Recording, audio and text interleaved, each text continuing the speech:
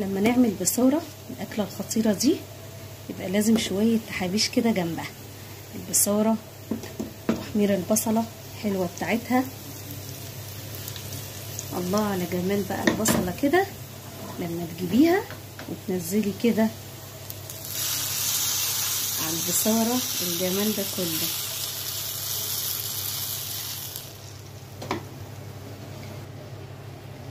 لازم جنب البصارة البطاطس المحمرة بحط كركم وملح واديها سلقة، نص سلقة، تيجي تاكلي احلى بطاطس محمرة طرية من جوه ومقرمشة من بره. بصوا لونها كمان تحفة ازاي.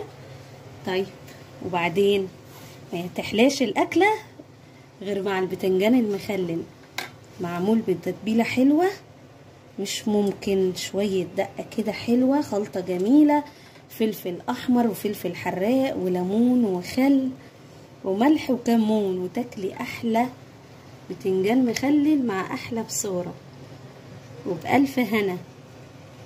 الطبق الجميل ده مع البصارة لازم القوطة المخللة مع البصل الاحمر، حاجة تفتح النفس مع طبق المخلل واحلى بصارة، والهنا والشفا.